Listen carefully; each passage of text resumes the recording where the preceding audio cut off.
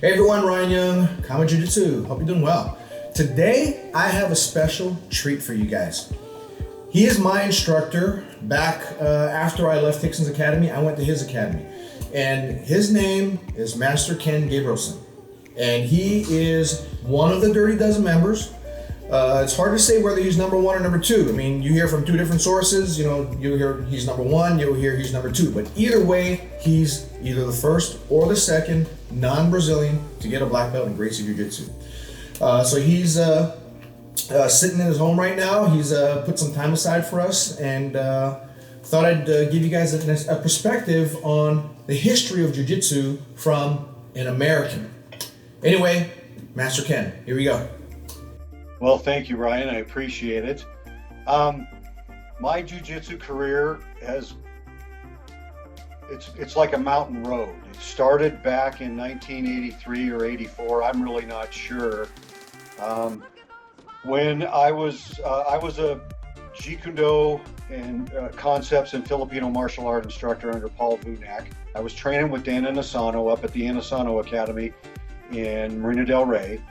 And we got into a discussion regarding martial arts, and you know, it was just some low key discussion. And Guru Dan Inosanto made a comment that he had just had a meeting with Chuck Norris, and Chuck was over in Brazil filming the POW movies, and he was really impressed with a family over there that was doing a martial art that was kind of a combination between wrestling and catch wrestling. Dan said, there's one of those family members is currently in Torrance, and he's teaching out of his house, and gave me the name and phone number. So I contacted it. It turned out to be Rickson Gracie. I contacted Rickson and said I would be interested in coming down for a free lesson, because I was under the impression that my martial art at the time, Jeet Kune Do concepts in the Filipino martial arts, there was nothing that could touch it.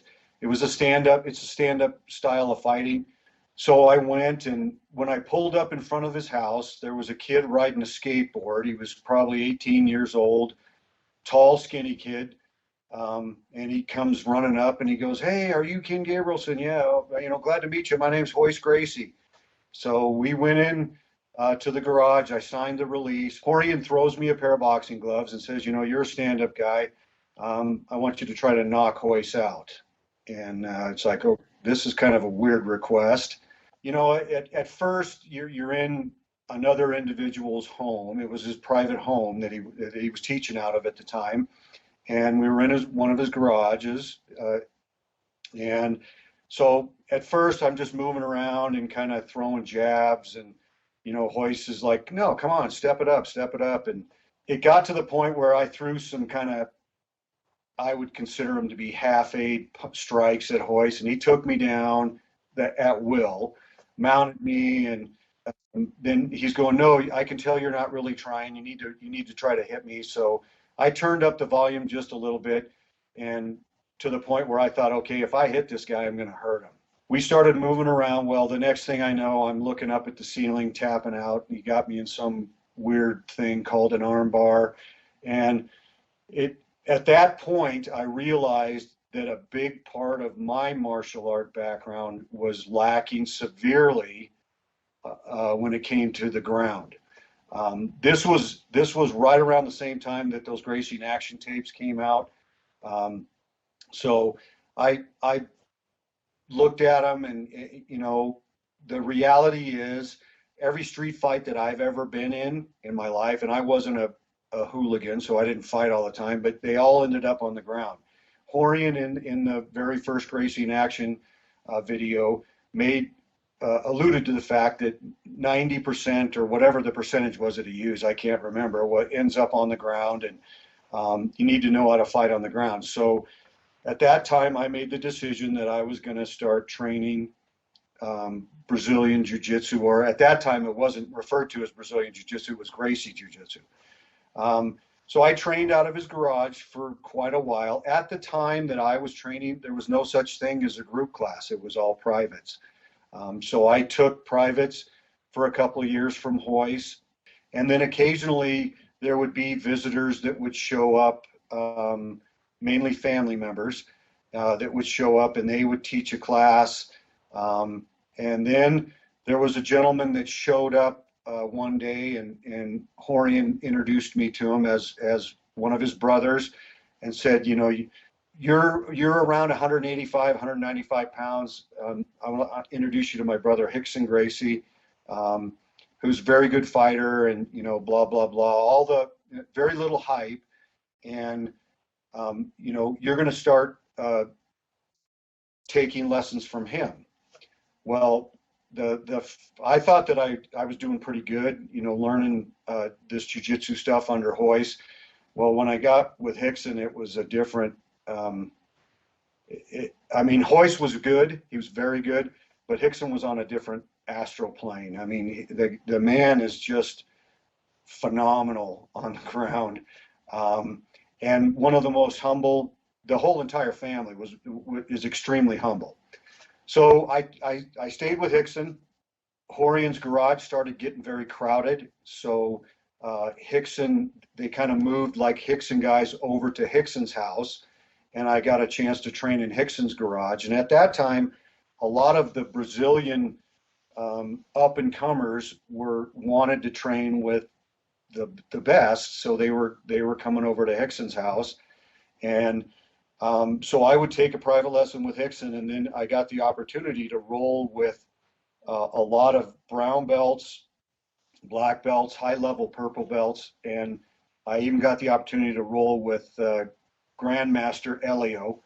He was in his 70s, I believe, at the time, and I consider that to be just an unbelievable honor to be able to roll with one of the founders of Gracie Jiu-Jitsu. So, but the one thing, rolling with all those brown belts and black belts, Rickson had promoted me to blue belt, so I was a blue belt at the time. I used to drive home because I lived in Cypress, or Los Alamitos at the time, which is about a 30-minute ride up the 405 freeway from Rickson's house. And I used to just be super hypercritical of myself, saying, you know, you're paying this guy money and you haven't won a match at all. I got very used to tapping, because I mean, I was a blue belt, I was going against brown belts and black belts, and I got worked like a Swiss watch for about 2.5 years, where I never won a match. So those of you that think that you have to win to get better, absolutely not true. The one thing that getting my butt handed to me like I did taught me was, you have to be humble in this sport.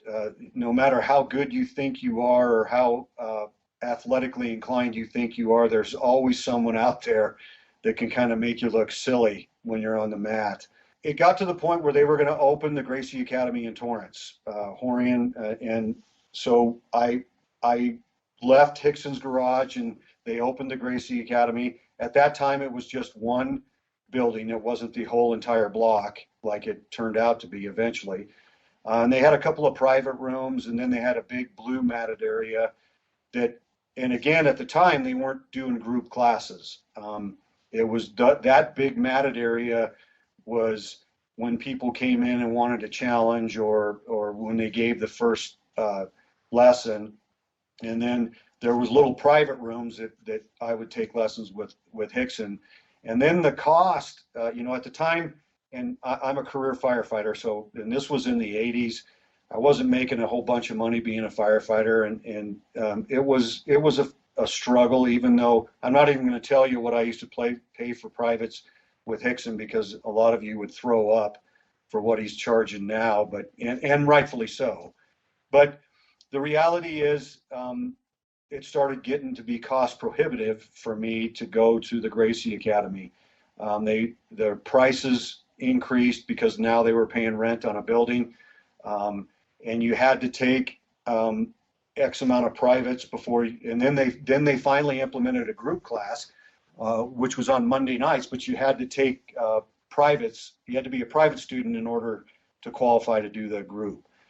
So Rickson, I told him, I came to him, I said, look, I can't afford this anymore. You know, by this time I had a young baby, at home, young boy. And I said, I'm just bought a new house and all that, the total young guy starting a family. And he said, well, my uncle's opening a school down in Newport Beach, California, and he's just starting off. So you can call him, and I think he has one of his sons out here with him, Rodrigo, and give him a call, see if he can, accommodate you. So I called Rickson Gracie. He was teaching out of, he had just opened up his school down in Newport Beach. And this was, I want to say, 89 or 90. I'm not really sure of which year it was, but he was just starting off whenever he opened up in Corona del Mar. I talked to him on the phone. He said, "You come on down." Gave me the free lesson and met his son Rodrigo, who at the time I think was like 18 years old. So I started training with Rickson purely because of the money issue. It was not I was unhappy where I was at or anything. It was just the affordability of training in Torrance versus training with Rickson. Rickson kind of took me under his wing. He took a liking to me, and he would allow me to come in there because, again, at the time, it was just private lessons. So Rickson would teach me, and then Rodrigo would say, "Hey, do you want to stick around and wrestle?" Because, again, Rickson was still a fledgling business, so it wasn't crowded all the time. So I would stay after and wrestle with Rod for an hour or two and get another free lesson from a very, at that time he had just received his black belt, so he was a very high level guy. I did that. I got promoted to purple belt. Joe Maria came to Rickson. I guess he was one of Rickson's early students in Rio. Joe was trying to make it go out here in the U.S., so he taught for Rickson for a while. He recommended to Rickson that I get promoted to purple belt. So Rickson, Joe was predominantly my teacher, and then I would roll with Rodrigo and Joe afterwards. So this went on for at least a year and a half, and then Rickson promoted me to brown belt. When I got the brown belt is when I really became, quote unquote, addicted to Brazilian or Gracie Jiu-Jitsu. I was still in the fire department, but we had a benefit that allowed me to take time off in blocks of short blocks of increments. So when I got the brown belt, Monday through Friday, the days that I was scheduled to work, I would take time off from 8 until 1 o'clock in the afternoon, and I would just go hang out at the academy, get a lesson, and then train. And I did that 5 days a week for probably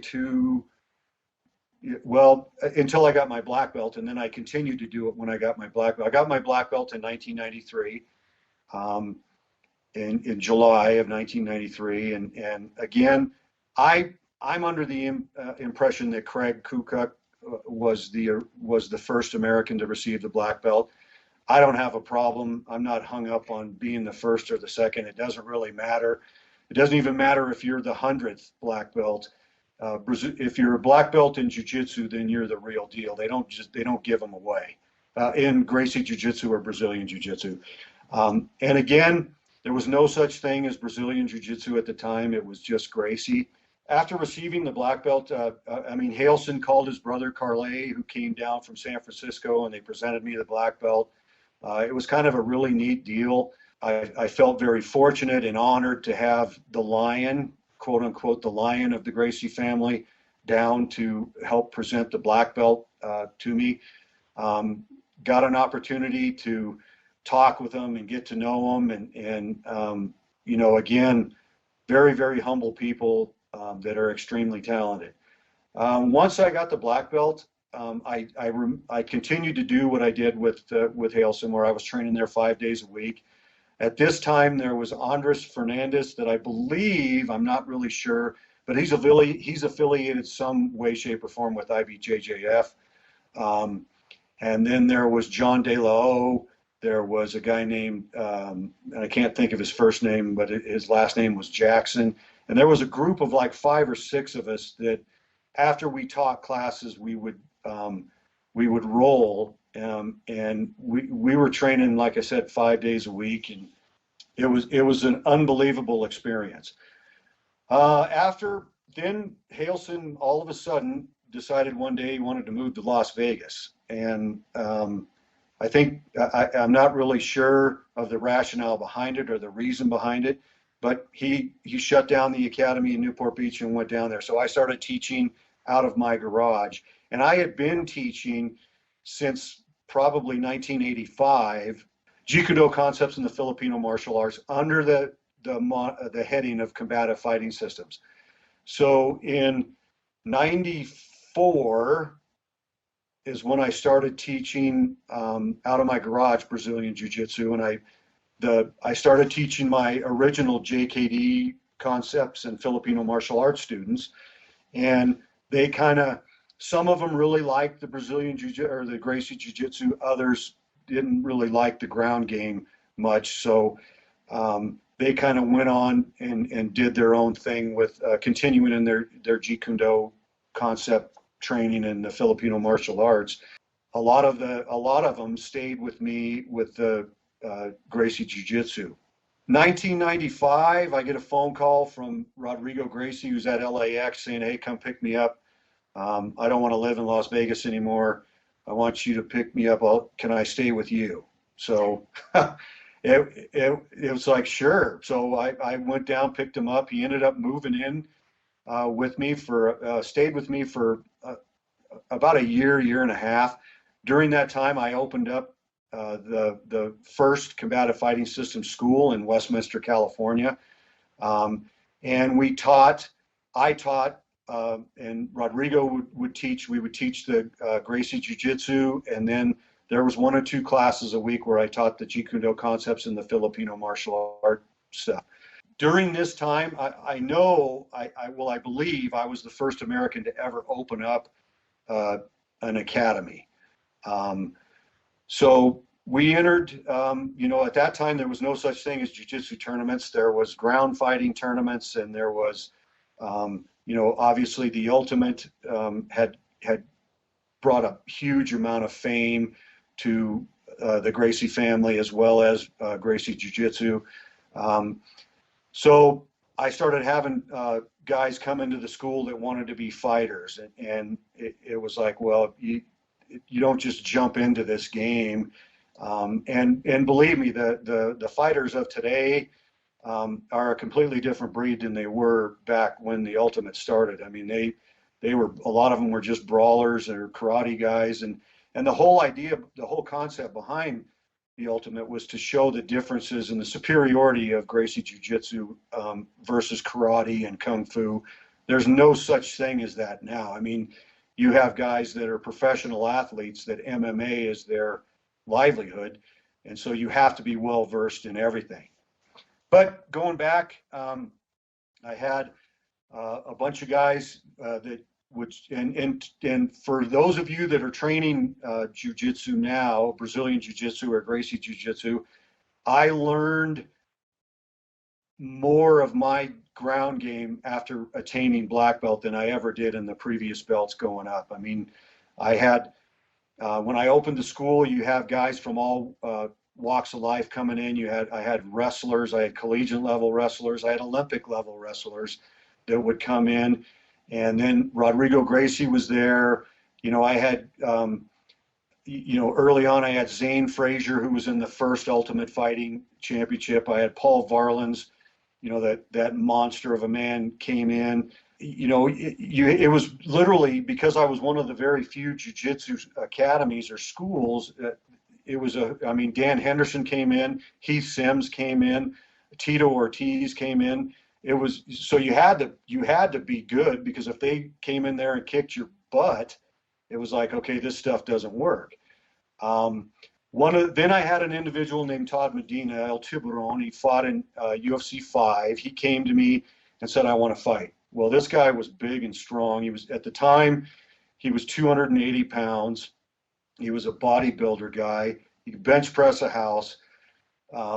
So I started working with him, and he got to the level of blue belt, and he said, "Hey, I met with at that time it was, I can't remember, it was John Peretti, I believe, was the matchmaker of the Ultimate. It was run by SEG Entertainment. So he met with Peretti and he goes, "I got in the Ultimate," and it was like, what?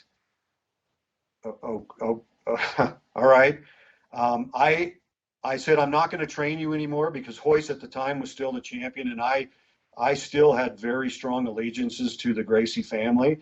My deal was, if you fought, you had to agree that you would not fight a Gracie. At that time, Hoist was doing a super fight against Ken Shamrock, so that wasn't going to happen in UFC 5. So Todd went in. He won his first match against a guy from and believe it or not, the guy was a fireman in New Jersey, Larry Curitan.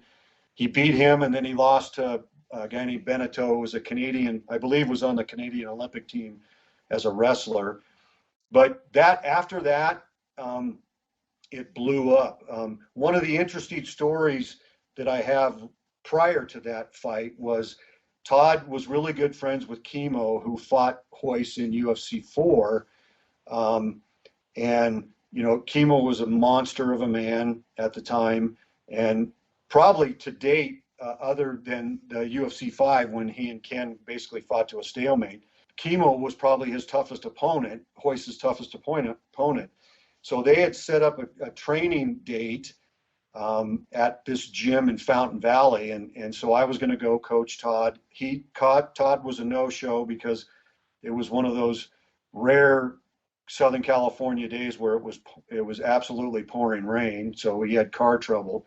So I'm sitting in there watching Kimo wrestle with a group of different people, and a guy that used to train at my school walked up and said, "Hey, why don't you train with Kimo?" And I said, "Well, I'm really not here for me. I'm here to train with, Todd," and he didn't show up. "Well, just go out there." Well, I was in street clothes. Well, I have a gi. You can put a gi on. Well, so I put gi pants on, and I walk. Here you are in the enemy's territory, basically. And I walk out on the mat, and then this gym that was huge, it was in a commercial area, and the entire gym stopped and everybody surrounded the mat. And it was like, okay, nothing like a lot of pressure, huh? So we started standing up. Kimo was about 280, and at that time I was about 175, 180 pounds. He just basically bull rushed me, tackled me. I put him in the guard. He tried to snap my neck off with a can opener.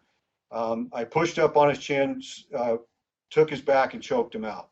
He was literally 30 seconds. He was so livid that he's pounding the mat, and this is unbelievable, and I'm sick of this jiu-jitsu crap, blah blah blah blah blah. And then he said, "Be honest, you can beat Hoist, can't you?" And I go, "No, sir. I Hoist is my instructor. I have the ultimate respect for him. No." Well, he didn't believe me, and he said, "I want to start training with you." And I said, "Well, I will train you as long as you agree that you will never fight a Gracie." Well, or Gracie Jiu-Jitsu for that matter, not necessarily just a Gracie family member. Well, I'm not going to agree to that. Well, then I'm not going to teach you. So that was kind of the interesting sidelight story once that happened though with Kimo, my gym was overrun with bodybuilding. I mean, the average size of the students that I was getting was anywhere from 6 foot to 6'3", 6'4", and anywhere from 220 to 280 pounds, and shredded. So when I alluded to earlier that I learned most of my game after becoming a black belt, it was against those guys. They were so much more physically stronger than I was or I had ever been, that you had to let the technique work. You had to rely on the technique. And I didn't do anything fancy. I don't know a lot of the fancy stuff that these guys are doing today. My jiu-jitsu was what Rickson Gracie referred to as beans and rice jiu-jitsu, and that's the way it's always been.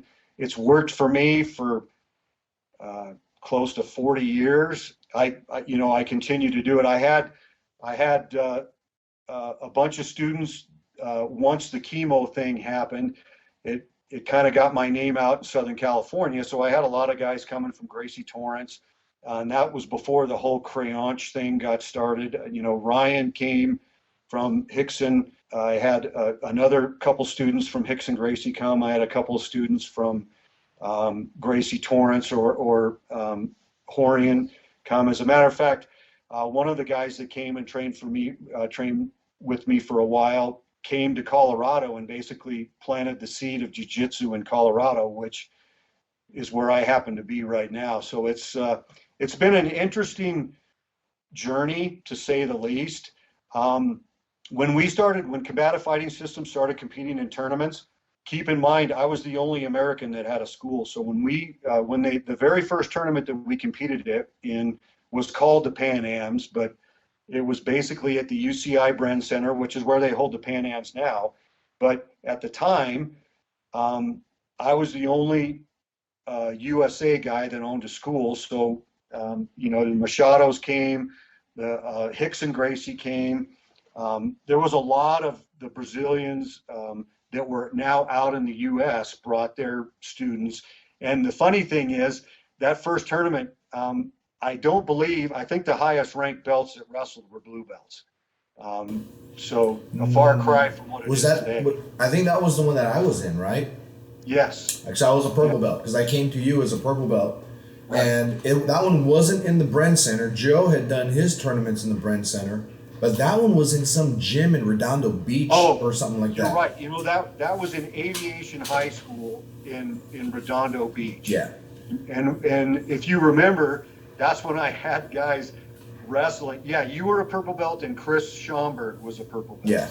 The rest of them were blue. And if you remember, I had guys wrestling at like midnight, 1 o'clock in the morning because it was so discombobulated. It was ridiculous. I mean, they say you're going to compete at 1 in the afternoon, and 8 p.m. you're still not on the mat. Right.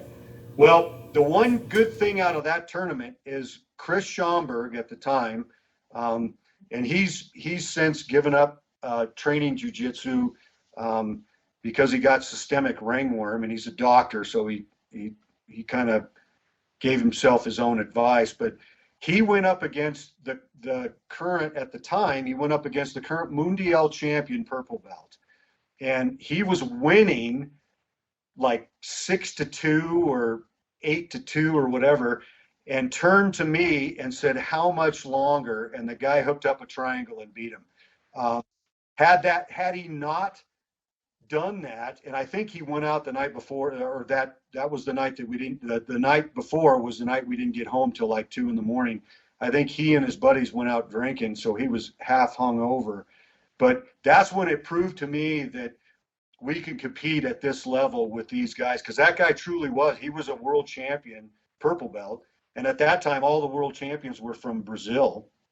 So it proved to me that us as Americans could hang. But there was a tournament before that, because, and that was, I think, before you came to me, and it was Joe Maria, and it was at Bren Center. And the reason I remember it is because I had a blue belt. His name was Charles Robinson, that was very good as a boxer and a kickboxer, very good with his hands. He was 50 years old. He was a blue belt. And his first match was a guy he wrestled another blue belt, and that guy's name was Egan Inouye. Egan absolutely dismantled him, but it was like, holy cow. I mean, back then, you got the impression that this guy, Egan, was going to turn out to be something pretty special in this sport, and he did. The other thing is that very first tournament that was at UCI, when I went to the rules meeting, it was all in Portuguese. So it was like, okay, I have no idea what they're saying. And mind you, it was the first tournament that I had entered a bunch of my students in. I didn't know the rules. I just said, tap the guy out. There was no such thing. The points are much different now than they were then. There was no such thing as advantage. There was no, there was none of that stuff. And so I just told my guys, just go out there and you're going to have to submit them. Well, Rickson Gracie was there, and he came to my fence and said, "Hey, look, this guy doesn't speak Portuguese. We need to speak in English so that he kind of understands what's going on. And that's when I felt like Rosa Parks in the back of the bus. You know, there was no credibility. There was no respect, other than just the graciousness of like the Machados and Rickson and those guys. But I don't think anybody really anticipated that my guys would do very well. I ended up having a blue belt that has long since stopped training jiu-jitsu, but he ended up medaling. He took third. And my ultimate compliment was when Rickson Gracie came up and said, "Hey, your guys are doing really good. Good job." So I figured, okay, I'm on the right track. And then fast forward years ahead at the brown belt level, Chris Schomburg beat one of Rickson's top ranked students at the time in the weight class, and then won the absolute against another one of Rickson's Top Gun guys. And that's when I knew that we could compete with them. Other than that, it's been an unbelievable journey. I've seen jiu-jitsu go from an obscure martial art out of Rickson Gracie's garage to when I left California, there was thousands of Brazilian Jiu-Jitsu schools. One of the things that there's been a lot of politics surrounding the Gracie Jiu-Jitsu and the family and the Brazilian Jiu-Jitsu and how Brazilian Jiu-Jitsu got started and all that stuff.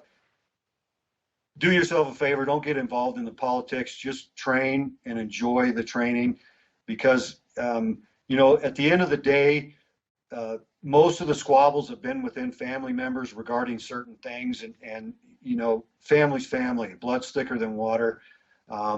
They're all great people, they're all humble people. I'm talking about the Gracies now. I've never had really any disrespect from any of them or their top level students that are now teaching or have academies here in the United States. And to me, it's the greatest martial art there is. I'm 60 years old, I'm still training, obviously not like I used to, but I still get as much, if not more, enjoyment now seeing I have 3 boys of my own, and I have a blended family, so I have another 2 boys from my wife's side. Out of the 5 boys or 6 boys, one of them special needs, so he doesn't train, but I have 4 of them are black belts, and then one of them is a 4-stripe brown belt, and I'm hoping to my baby Kenny Jr. I'm hoping to promote to a black belt within the next year. I have 12, I believe 12 black belts under the Combative Fighting System moniker. Couple of them have academies now. Earl Locks runs Combative Fighting Systems in Southern California. D'Artagnan Bagby runs Khalid Jiu-Jitsu out of Hollywood or Brentwood. But I've had a lot of students when I stopped teaching in California that have gone on under Clubber Luciano. Ryan went to Dave Kama, who's another one of the Dirty Dozen guys, and attained his black belt there. So this sport has been unbelievably rewarding. It's been unbelievably frustrating sometimes, and just keep training. And I wish all of you the best of luck, and hope to see Ryan soon. If he ever visits Colorado, he always does these traveling mat things, but he goes to obscure states like Alabama and Arkansas, those type things. Last I remember, I think Colorado is still a flyover state, right? Yeah, no, it's legit. They're starting to get more and more academies out here. It's really booming out here. No, I'm thinking, the coasts, and you're out in Texas. I'm not far from you. We're all flyover, so. Alabama and all that. But yeah, that is my plan to come out. I would like to come and visit you. I mean, being that I think at least one of my students went out to you, and your son came down to me. You know, it's time I see you, or else you can come by here too. But we'll get together at some point. Now, are there any other insights that you can give to the people that watch our channel? I mean, how many subscribers are we up to now? 27,000. Yeah, we got 27,000 subscribers here on the Kama Jiu-Jitsu channel now, and we've done a couple of interviews. I mean, the most recent one was Ricardo Cavalcanti, who is one of Grandmaster Rickson Gracie Senior's black belts. But I know, of course, Dave. You know, being that Dave is Kama, and now you. But I've always wanted to get you on, but it was just a matter of just finding the opportunity on our end to give you a call and let you know what would be available to you. During my MMA deal, I had the honor to meet Rickson Gracie and spend some time with him. I used to roll when I was back home. I used to roll occasionally with one of his black belts, Alan Goes, and got to know Rickson through the fight game when Alan invited me to help corner him in one of his fights when he was in Alabama. So I went back there and got to spend some time with Rickson Gracie, and just again, I mean, just super neat people. And you know, unfortunately, we lost him a couple years back, but you know, everybody eventually is going to pass away, and a lot of the Gracie family members, you know, the original Carlos's sons, they're pushing 70s, 80s, a lot of them, and so it's going to be their children that end up carrying the torch going forward. Also, you had a couple of students that actually did do fights as well. Yes. I was just kind of thinking how you had mentioned Earl, and Earl had fought in a fight as a blue belt, and who was his opponent, if you remember? Pat Militech. And Pat was impressed with what Earl was doing, so much so that he came out to Southern California and trained with me for I believe it was an IFC, not a UFC fight. And he went up. I can't think of the guy's name, but he's really involved with that the crew that works out of New Mexico and trains a boatload. Matt Hughes, not Matt, but I think it might be Matt. It's Matt Hughes or Hume that runs where he used to be affiliated with one of the big MMA training facilities in New Mexico. Yeah, I remember the thing that was so significant about Pat that I remember is that this is when he was just a boxer and a wrestler and didn't know any jiu-jitsu, and I remember he had asked you if you could train him, despite the fact that he just beat Earl. I remember Earl wasn't too happy about it, but Pat was so he had no pride, I guess, in that way, and he asked you, can you train me for this? And he had no money. Right. I remember he slept in the studio for 2 weeks. And I remember the first time I trained with him, the early part of his stay, I remember being all over him. But I remember by about a week into it, no more. And by the end of the week, he was all over me. He's a strong man. And he's got that collegiate wrestler, you know, that Matt sense. But yeah, I was contacted by his manager, Monty, and he lived out of the studio. His idea of fun was jogging from the studio like 7.5 miles down to the beach and then jogging back. And then he would train all day. Whenever we had classes, he would train in all the classes. I remember that. And you had another one of your students who fought in Hawaii against somebody pretty famous. John Lover. Yeah. Fought. He was a student of mine. He's also one of my black belts, but he was an MMA guy, kind of an early legend, I guess. His first MMA event, he fought Igor Zinoviev, who beat Mario Sperry and became the IFC world champion.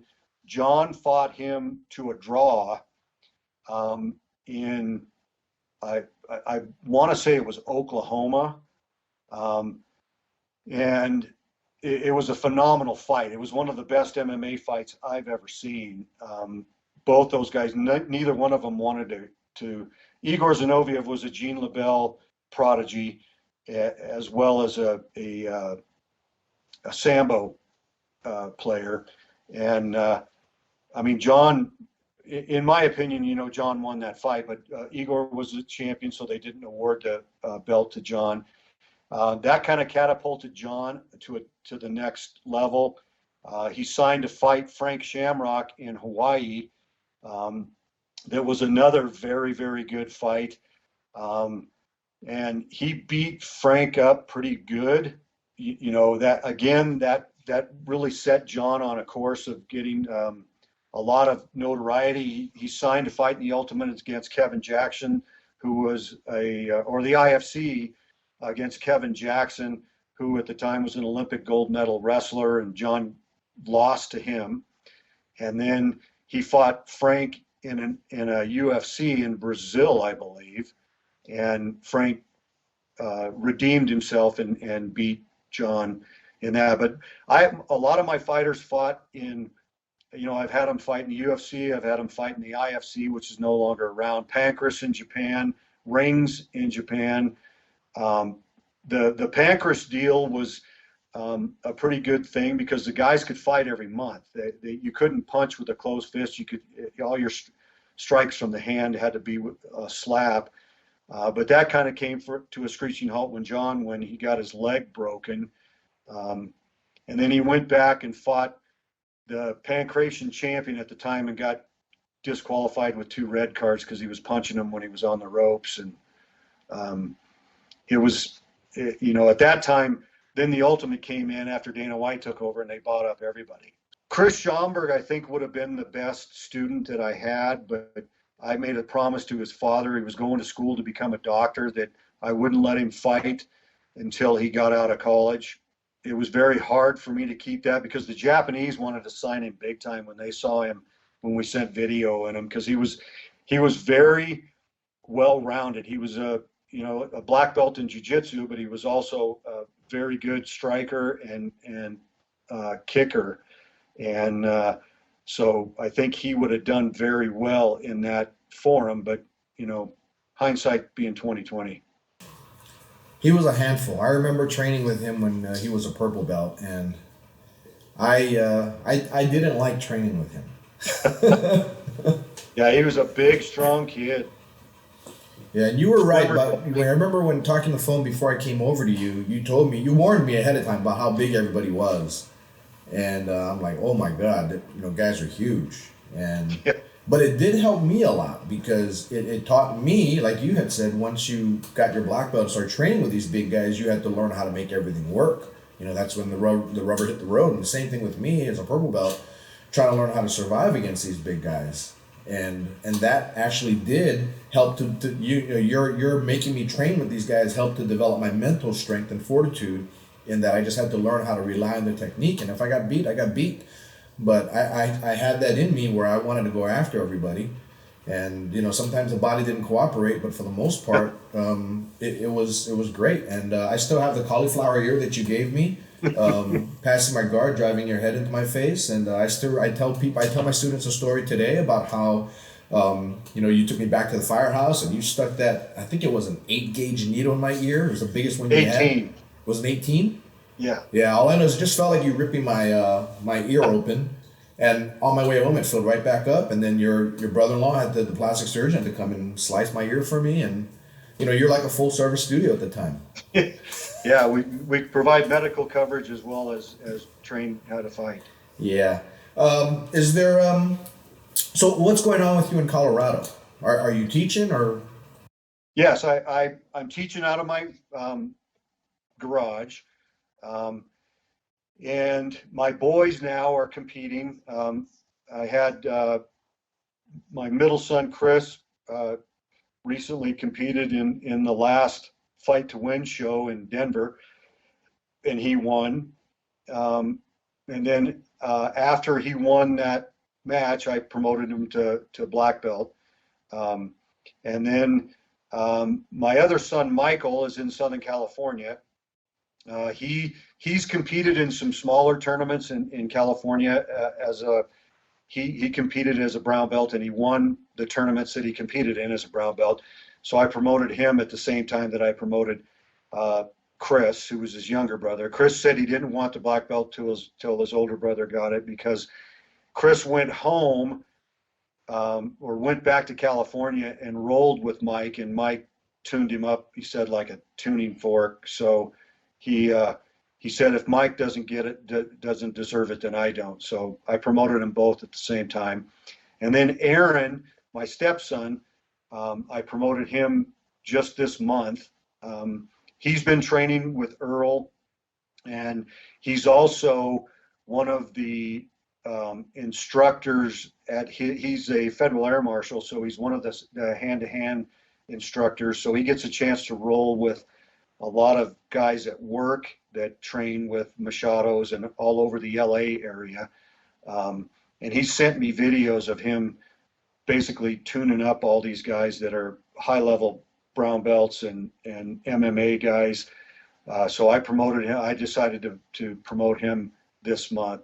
So I'm just waiting on the baby Kenny, who's, believe it or not, one of the biggest out of all of them. And he's there, but he's on the fire department, taking after Dad, and he's going to school. So it's kind of hard for him to find the time. He does train at least one day a week, but it's hard for him to find the time to get in here 2 or 3 days a week like Christopher does. So my goal is to open up a Combative Fighting Systems here in Colorado, have Michael come out, my oldest, and run the school, and then have Chris and Kenny kind of be assistant instructors with them, and then I can show up and kind of sit in the corner and drink Kool-Aid and watch. Well, Master Kenny.